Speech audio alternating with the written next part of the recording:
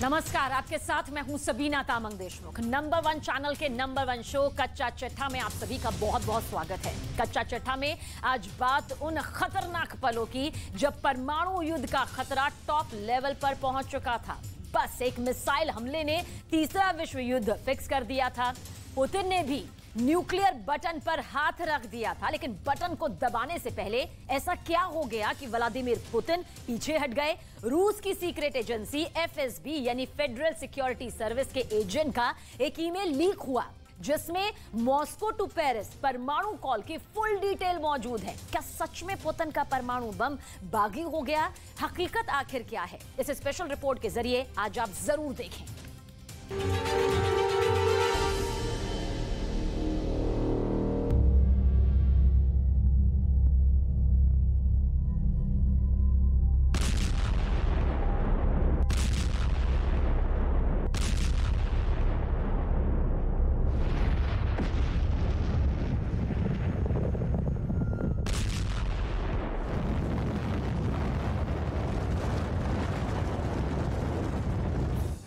ठीक ऐसे ही धमाकों का ब्लूप्रिंट पुतिन की सीक्रेट न्यूक्लियर फाइल में तैयार है। दावा है कि पुतिन की वो सीक्रेट फाइल लीक हो गई है। दावा है कि इस फाइल में रूस के परमाणु तहखाने का ब्लैक चैप्टर है।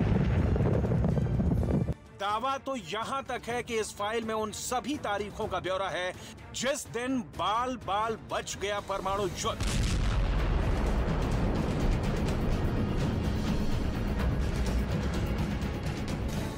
अगर उन तारीखों में से एक तारीख को भी पुतिन ने अपने जगत खोल लिए होते तो यूक्रेन पर आसमान से परमाणु बम का कहर बरपा होता।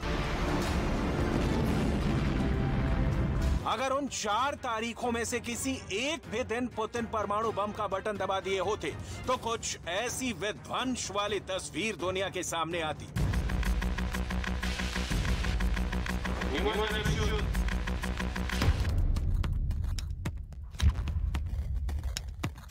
Уважаемые товарищи,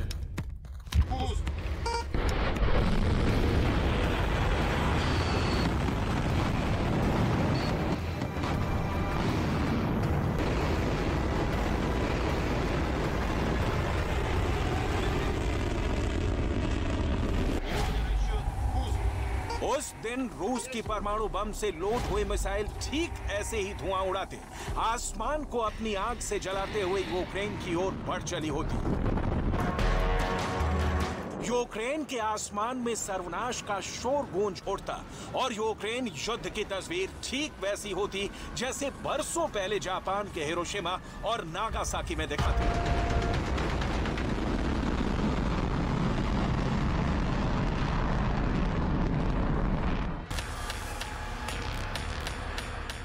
रूस की सीक्रेट एजेंसी एफएसबी यानी फेडरल सिक्योरिटी सर्विस के एक अंडरकवर एजेंट की एक ईमेल लीक हुई है।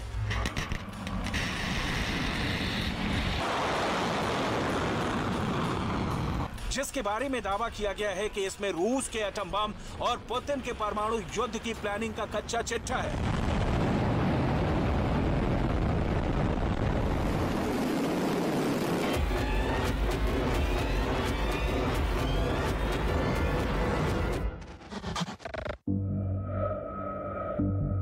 रूस के सीक्रेट एजेंट की लीक हुई ईमेल में दावा किया गया है कि परमाणु युद्धाभ्यास के दौरान एक वक्त ऐसा भी आया था जब परमाणु युद्ध का खतरा टॉप लेवल पर पहुंच गया था। रूस की सीक्रेट एजेंसी को भी लगने लगा था कि पुतिन अब परमाणु बम का बटन दबा देंगे। रूस के इस एक मिसाइल हमले ने दुनिया के सुपर पावर के बीच युद्ध फिक्स कर दिया था। वर्ल्ड वॉर की नौबत आ गई थी, लेकिन पुतिन के परमाणु बम वाले खौफ ने तीसरे विश्व युद्ध को टाल दिया। दावा है कि ऐसा मौका एक बार नहीं कई बार आया। लीक हुई ईमेल में कुछ तारीखों का भी जिक्र है। 4 मार्च 2022, 17 मार्च 2022, 21 मार्च 2022, 12 अप्रैल 2022, वो तो खैर मनाइए कि ये तारीख यूक्रेन युद्ध के इतिहास में काली तारीख नहीं बनी, नहीं तो रूस की इस एक मिसाइल हमले ने दुनिया के सुपर पावर के बीच युद्ध फिक्स कर दिया था। वर्ल्ड वॉर की नौबत आ गई थी, लेकिन पुतिन के साथ कुछ ऐसा हुआ जो तीसरा विश्व युद्ध टल गया।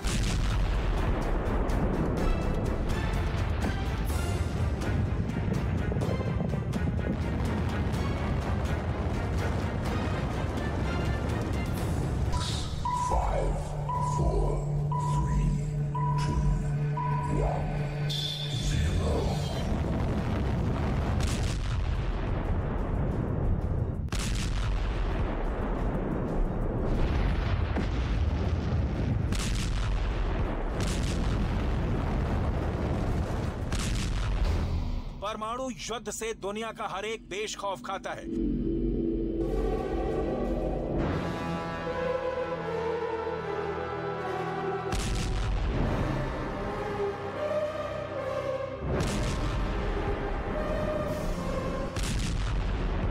क्योंकि परमाणु बम एक ऐसा हथियार है जिसकी काट अब तक दुनिया का कोई देश नहीं बना पाया।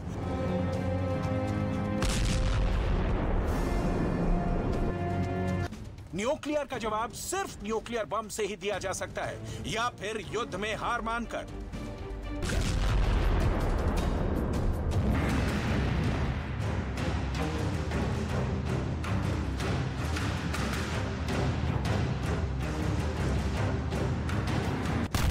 रूस के सीक्रेट एजेंट के लीक हुए ईमेल के मुताबिक पुतिन के हाथ परमाणु बम के बटन तक पहुंच गए थे, लेकिन उसे दबाने से पहले पुतिन बहुत ही डर गए थे और यूक्रेन पर परमाणु हमला बाल बाल बच गया।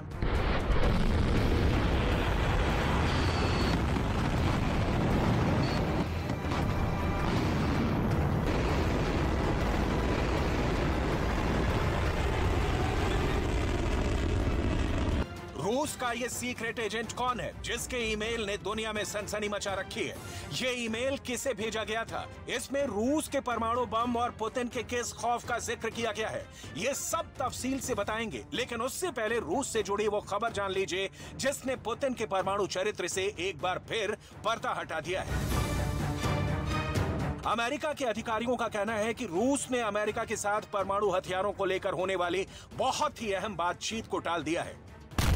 दोनों देशों के अधिकारी मिस्र की राजधानी काहिरा में 29 नवंबर से 6 दिसंबर तक परमाणु निरस्त्रीकरण पर फिर से चर्चा करने वाले थे। इसे मार्च 2020 में कोरोना महामारी के चलते निलंबित कर दिया गया था, लेकिन रूस वार्ता से पीछे हट गया है। The State Department announced that Russia abruptly canceled the latest rounds of arms negotiations. Is the president planning to reach out to anybody about that? Is there any White House reaction to that? I don't have any, and we were very much looking forward to that because we continue to believe in the importance of New START. We haven't received, a real solid answer from the Russians as to why they postponed this. We're going to be working through the embassy to try to figure out what happened here, and we'd like to see it get back on the schedule as soon as possible because it's important. It's not just important for our two nations, it's important for the rest of the world. America और रूस के बीच नई start संधि 2011 में प्रभावी हुई थी। इस संधि के तहत अमेरिका और रूस दोनों को अपने अपने परमाणु हथियारों की तादाद कम करनी थी। दुनिया के 9 देशों के पास परमाणु हथियार हैं। किसी भी एक देश ने न्यूक्लियर वॉर छेड़ दी तो दुनिया की तस्वीर पूरी तरह से बदल जाएगी।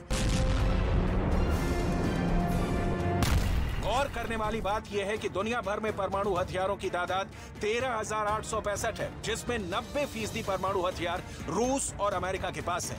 रूस के पास 6500 परमाणु हथियार है, वहीं अमेरिका के पास 6,185 हथियार है। रूस ने अपना पहला परमाणु परीक्षण 29 अगस्त 1949 को किया था।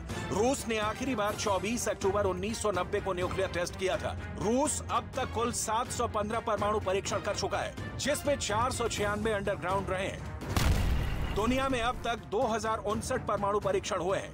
इनमें से सबसे अधिक 1030 परमाणु परीक्षण अमेरिका ने किया है।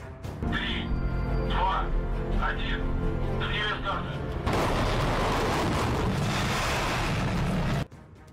द न्यूयॉर्क टाइम्स की एक रिपोर्ट के मुताबिक दुनिया से मशहूर युद्ध विश्लेषकों का मानना है कि पुतिन की सेना किसी भी पारंपरिक युद्ध को कैसे परमाणु युद्ध में बदलना है, इसकी पूरी तैयारी कर चुकी है। यूक्रेन में अभी जो युद्ध हो रहा है उसे कैसे परमाणु युद्ध की शक्ल देनी है, इसका अभ्यास कर चुकी है।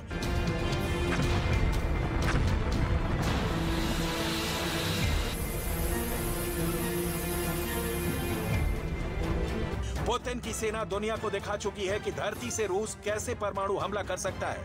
हवा में रूस के न्यूक्लियर बॉम्बर कैसे परमाणु बम गिराएंगे।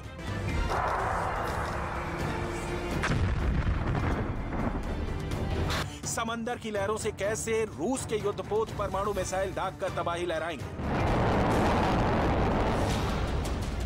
समंदर के अंदर मौजूद परमाणु पनडुब्बी से रूस की सेना कैसे न्यूक्लियर अटैक कर सकती है। रूस की संघीय सुरक्षा सेवा यानी एफएसबी के एजेंट का जो ईमेल लीक हुआ है, इस ईमेल में उसने परमाणु युद्ध और पुतिन के खौफ से पर्दा हटाया है। दावा किया गया है कि पहला ईमेल 4 मार्च को लिखा गया, यानी यूक्रेन युद्ध के शुरू होने के सिर्फ 10 दिन बाद। इस ईमेल को एफएसबी एजेंट ने व्लादिमीर ओसकचिन को भेजा है। व्लादिमीर ओसकचिन रूस के मानवाधिकार कार्यकर्ता हैं, जो फ्रांस में निर्वासित हैं और भ्रष्टाचार विरोधी वेबसाइट चलाते हैं। दावा किया गया है कि एफएसबी एजेंट व्लादिमीर ओसकचिन के हमेशा संपर्क में रहता है और रूस ने जब यूक्रेन पर हमला किया था उसी वक्त अपना गुस्सा व्लादिमीर ओसकचिन को जाहिर कर चुका था, जिसमें सबसे बड़ा दावा किया गया है कि पुतिन को परमाणु युद्ध से डर लगता है। बड़ा सवाल है, पुतिन परमाणु युद्ध से क्यों डरने लगे हैं? क्या पुतिन तीसरे विश्व युद्ध से खौफ खाते हैं? क्या पुतिन को अपने परमाणु बम पर भरोसा नहीं? क्या पुतिन को परमाणु बम की ताकत पर शक है, या फिर पुतिन को मौत का डर सता रहा है? उस सीक्रेट ईमेल में 3 बहुत ही खास वजह का ब्यौरा दिया गया है, जिसके चलते पुतिन परमाणु युद्ध से डरते हैं और वो यूक्रेन युद्ध में कभी भी न्यूक्लियर वेपन का इस्तेमाल नहीं करेंगे।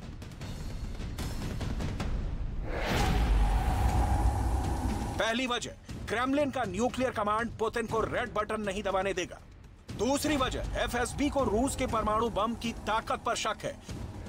और तीसरी और सबसे बड़ी वजह, एफएसबी एजेंट के मुताबिक अपनी मौत का डर पुतिन को रेड बटन दबाने से रोकेगा। क्योंकि अगर पुतिन यूक्रेन पर बड़े परमाणु बम से हमला करते हैं तो यह जंग कीव और मॉस्को तक ही सीमित नहीं रहेगी। यूक्रेन तो तबाह होगा ही, परमाणु हमले की आंच नाटो देशों तक भी पहुंचेगी। परमाणु हमले के जवाब में नाटो को एक्शन में आना होगा। ऐसे में परमाणु युद्ध में कूदना अमेरिका की मजबूरी बन जाएगी, जिसका सीधा मतलब होगा तीसरा विश्व युद्ध। अगर ऐसा हुआ और पुतिन ने न्यूक्लियर अटैक कर दिया, फिर बाइडेन के न्यूक्लियर फुटबॉल में खतरे का अलार्म बजने लगेगा। ब्रिटेन में नए नवेले PM Sunak last resort letter खोलने पर मजबूर हो जाएंगे।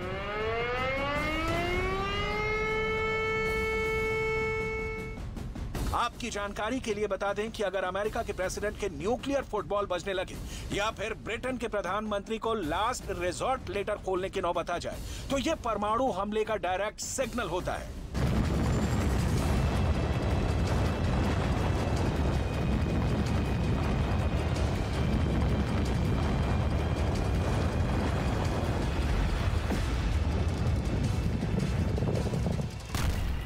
अगर अमेरिका पर न्यूक्लियर अटैक जैसा खतरा है तो प्रेसिडेंट के न्यूक्लियर फुटबॉल में खतरे का सायरन बजने लगता है। ठीक ऐसे ही अगर यूके पर परमाणु हमला होने वाला हो तो पीएम लास्ट रिजॉर्ट लेटर का कोड पढ़ने पर मजबूर हो जाते हैं। इन दोनों में से अगर एक भी हकीकत बन जाए तो परमाणु बम का बटन दब जाएगा।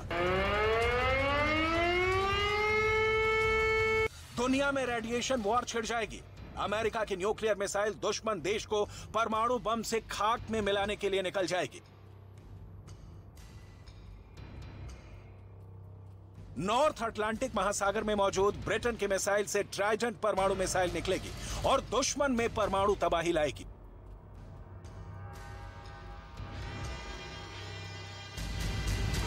इसीलिए दुनिया दुआ मांगती है कि ऐसी नौबत कभी ना आए और शायद पुतिन भी इस दिन से डरते हैं।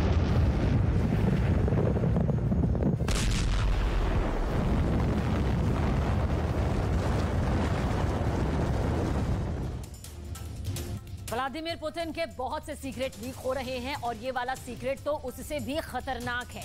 इस खबर के बाहर आने के बाद पूरी दुनिया में हड़कंप मचा हुआ है। राष्ट्रपति पुतिन का ये सीक्रेट प्लान कुछ ईमेल की शक्ल में सामने आया है और इस सीक्रेट प्लान को किसी और ने नहीं बल्कि रूस की खुफिया एजेंसी एफएसबी के एक एजेंट ने ही लीक किया। फिलहाल पूरी दुनिया इस एजेंट को उसके code name wind of change के नाम से जानती है।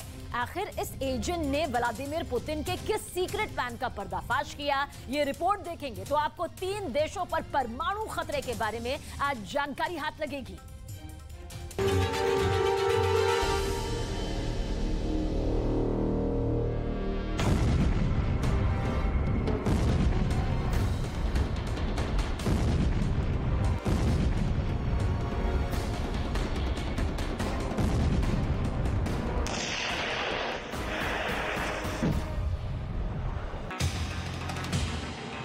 रूस की खुफिया एजेंसी एफएसबी के एक एजेंट की ईमेल लीक।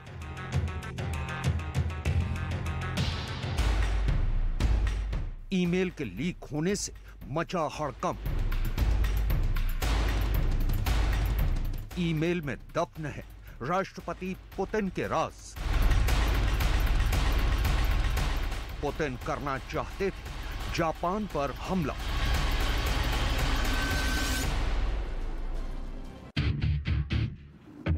रूस और यूक्रेन के बीच जारी जंग के 9 महीने बीत जाने के बावजूद इसके थमने के आसार नजर नहीं आ रहे हैं। खेरसॉन और डॉनबास के वॉर फ्रंट पर रूस और यूक्रेन के बीच भीषण जंग छिड़ी हुई है और दोनों ही देशों की सेनाएं एक दूसरे पर हमले कर रही हैं। इस जंग की वजह से यूक्रेन के शहर खंडहर नजर आ रहे हैं।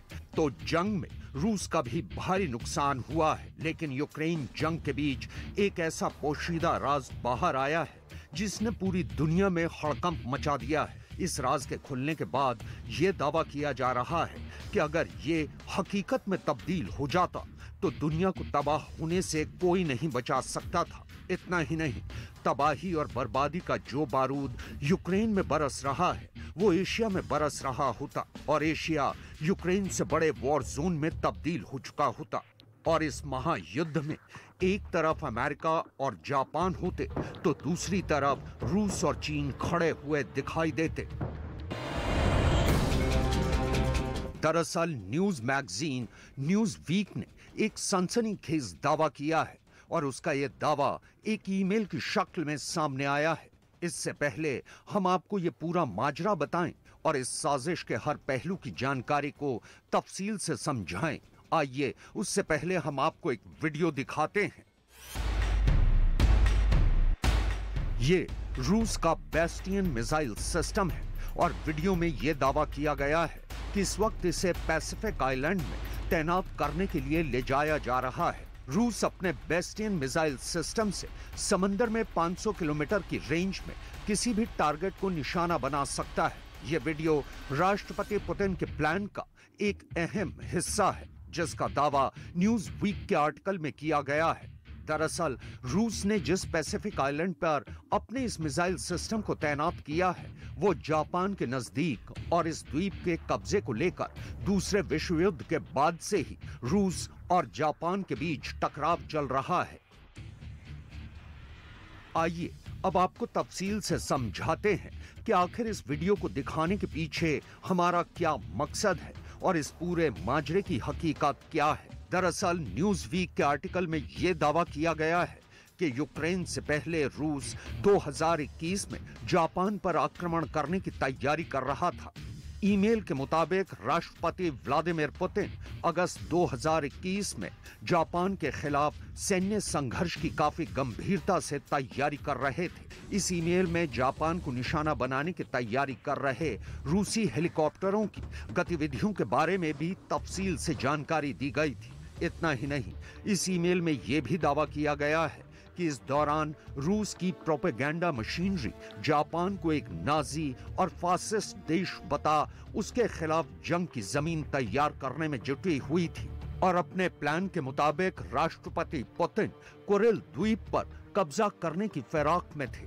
फिलहाल रूस इस आइलैंड चेन के 4 द्वीपों पर कब्जा कर उन पर बैठा हुआ है और जापान रूस के इस कब्जे को अवैध मानता है।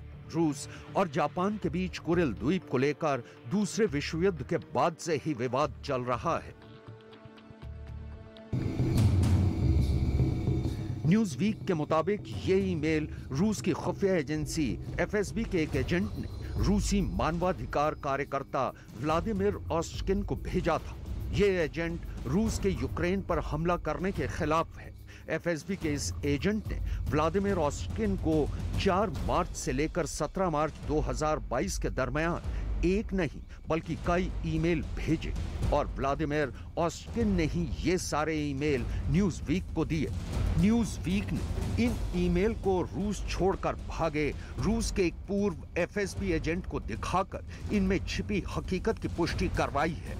व्लादिमीर ऑस्टकिन भी एक रूसी नागरिक है, लेकिन राष्ट्रपति पुतिन की आलोचना के चलते उन्हें रूस छोड़ना पड़ा था और एफएसबी के जिस एजेंट ने ऑस्टकिन को ये ईमेल भेजे हैं, उन्होंने उसका code name wind of change रखा है।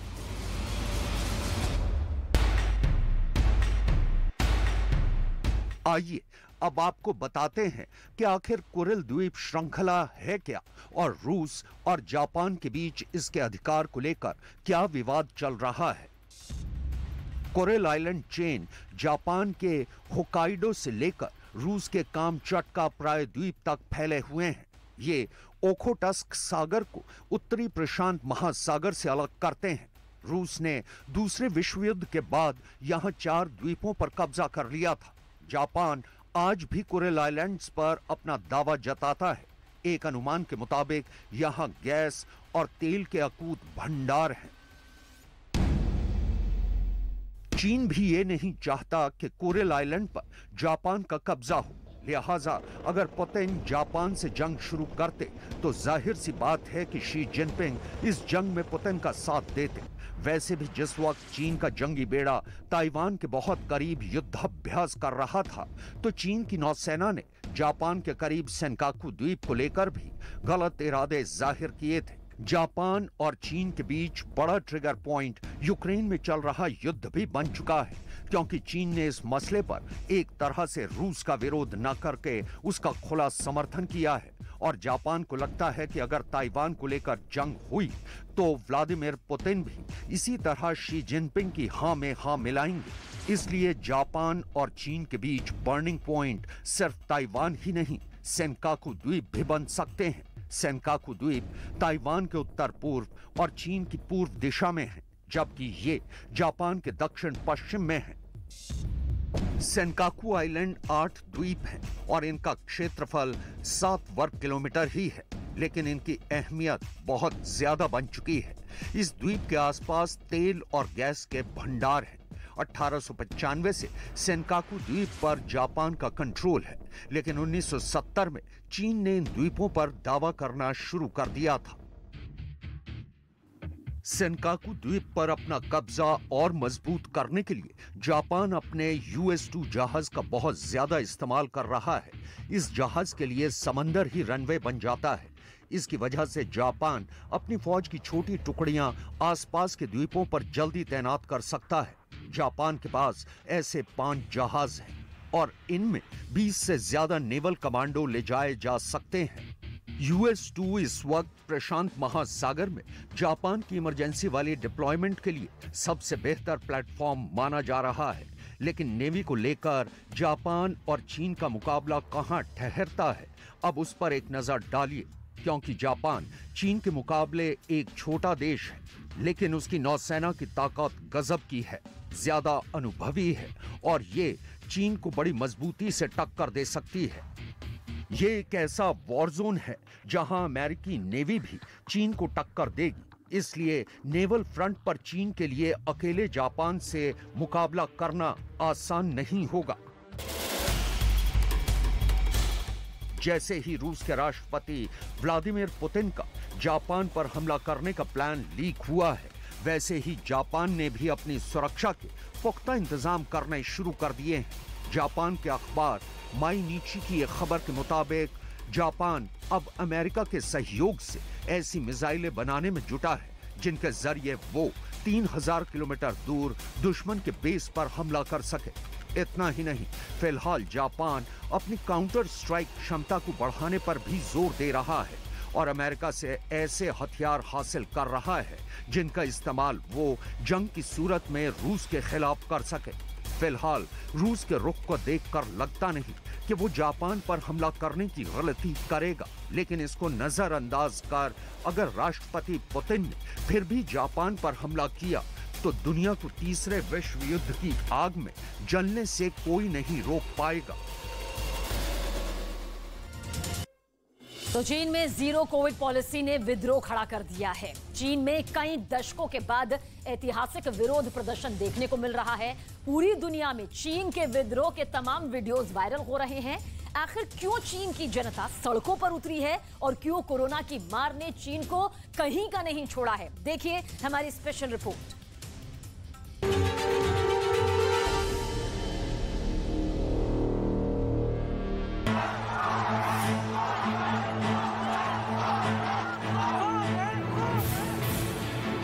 शी जिनपिंग गद्दी छोड़ो।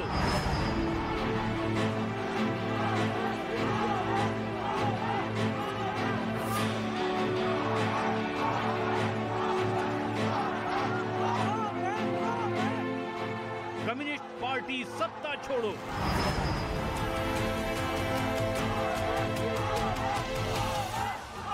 चीन को अनलॉक करो।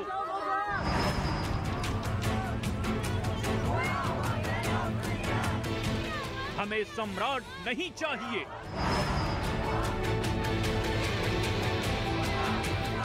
जिंदगी भर रहने वाला शासक नहीं चाहिए। ये चीन के लोगों के वो नारे हैं जो चीन के शासक के खिलाफ लग रहे हैं। और इन नारों और विरोध प्रदर्शन के खिलाफ ये है चीन की सरकार की प्रतिक्रिया।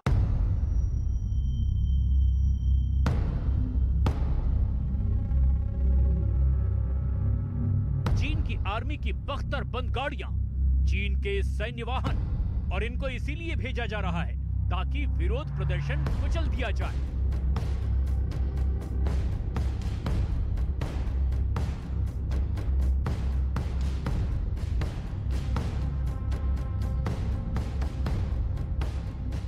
ऐसा लग रहा है कि शी जिनपिंग ने अपनी सेना ही अपने खिलाफ चल रहे विरोध प्रदर्शन को कुचलने के लिए लगा दी है। चीन के बहुत सारे खौफनाक वीडियो पूरी दुनिया में वायरल हो रहे हैं। हम ये सारे वीडियो आपको दिखाएंगे, साथ ही ये भी बताएंगे कि क्या अब शी जिनपिंग की कुर्सी जाने वाली है।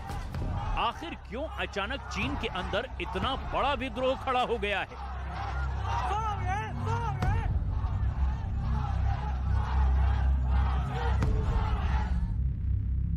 क्या चीन का महाशक्ति बनने का ख्वाब अब टूट चुका है? इन सारे सवालों के जवाब आपको पूरे आंकड़ों के साथ समझाएंगे। ये भी बताएंगे कि चीन के लोग आखिर सड़कों पर उतरे क्यों हैं।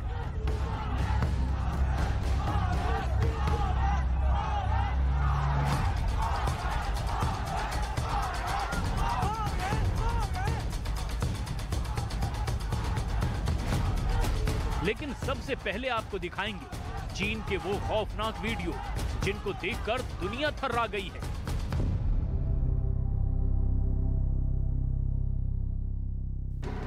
सबसे पहले देखिए ये वीडियो। एक इंटरनेशनल जर्नलिस्ट की वेरीफाइड ट्विटर हैंडल से ये वीडियो ट्वीट हुआ है। दावा है कि ये वीडियो चीन का है, जहां लोग इतने ज्यादा नाराज हो गए हैं कि एक सफेद गाड़ी को घेर रखा है और बहुत जोर से गाड़ी को हिलाया जा रहा है। बगावत का ये शोर सुनिए।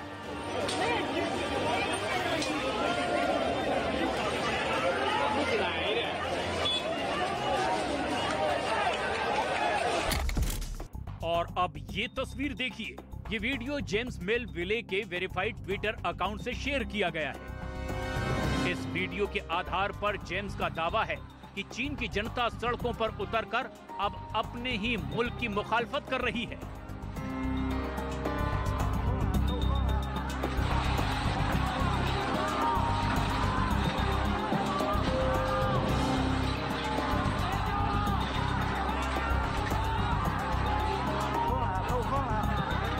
ये एक तस्वीर भी चीन की बताई जा रही है, जिसमें शी जिनपिंग के चेहरे पर एक सफेद कागज चिपका दिया गया है। सफेद रंग को इस वक्त चीन में विद्रोह का प्रतीक बताया जा रहा है। ये वीडियो इजराइल की एक न्यूज वेबसाइट में कॉलम लिखने वाली पत्रकार एमिली के ट्विटर हैंडल पर शेयर किया गया है। दावा किया जा रहा है कि यह तस्वीरें वुहान की है, वही वुहान जिसके बारे में कहा जाता है कि चीन के इसी इलाके से कोरोना पूरी दुनिया में फैला।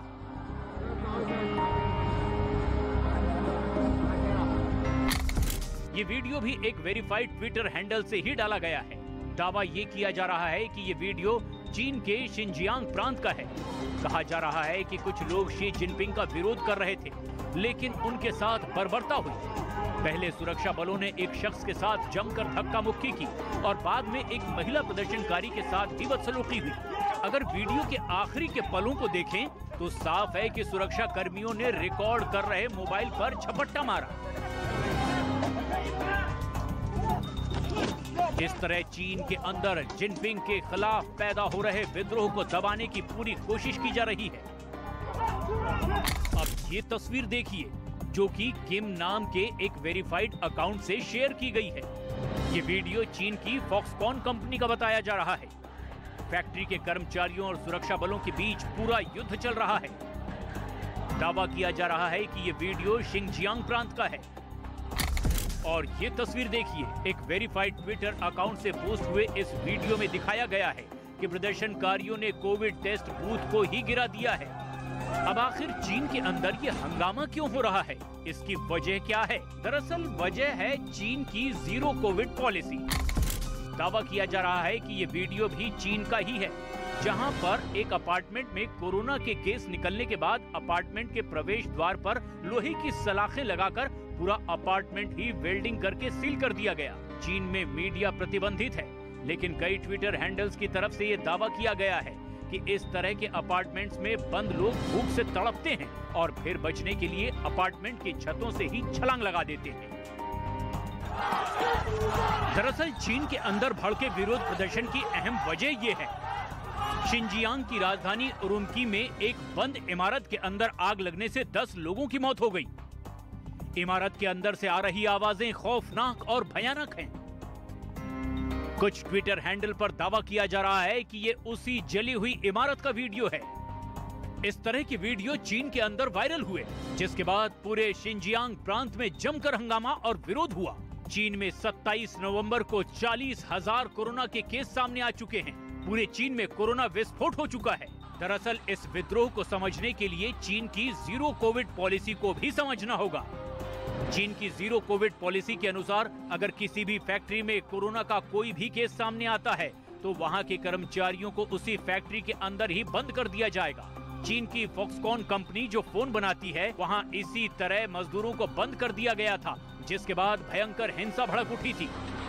ऐसी स्थिति में मजदूर अपने घरों को नहीं जा पाते थे और वो फैक्ट्री से भागने की कोशिश करते हैं।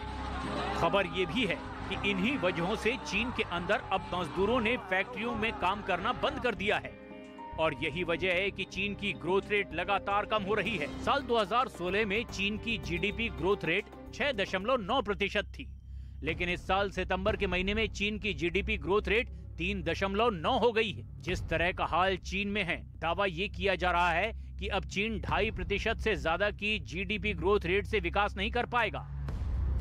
चीन के निर्यात में जबरदस्त गिरावट हुई है। चीन पूरी दुनिया का 25% माल बनाता है। अगर चीन के अंदर मजदूरों की वजह से औद्योगिक विकास इसी तरह ठप होता रहा तो पूरी दुनिया की अर्थव्यवस्था पर इसका जबरदस्त असर पड़ जाएगा।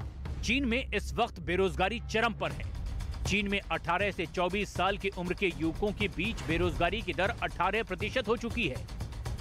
चीन में 25 लाख से ज्यादा लोगों ने सिविल नौकरियों के लिए आवेदन किया है, जिसे अपने आप में एक रिकॉर्ड माना जा रहा है। यानी एक तरफ चीन बुरी तरह से फेल साबित हो रहा है और दूसरी तरफ Xi Jinping zero Covid policy को भी लागू करने पर अड़े हुए हैं। शी जिनपिंग ने भले ही पार्टी पॉलिटिक्स को मैनेज करने के लिए 10 सालों के बाद अपना तीसरा कार्यकाल भी पक्का कर लिया है, लेकिन अब चीन के अंदर लोग नारे लगा रहे हैं कि चीन के आम लोगों को पूरी जिंदगी रहने वाला सम्राट नहीं चाहिए। ऐसी स्थिति में अब शी जिनपिंग के पास कोई विकल्प नहीं रह गया है और उन्होंने विरोध प्रदर्शनों को कुचलने के लिए सेना का सहारा लिया है और ये तस्वीरें भी पूरी दुनिया में अब वायरल हो रही हैं। अगर चीन की अर्थव्यवस्था में ऐसी ही गिरावट जारी रही तो अमेरिका को पीछे छोड़कर महाशक्ति बनने का चीन का ख्वाब हमेशा हमेशा के लिए खत्म हो जाएगा।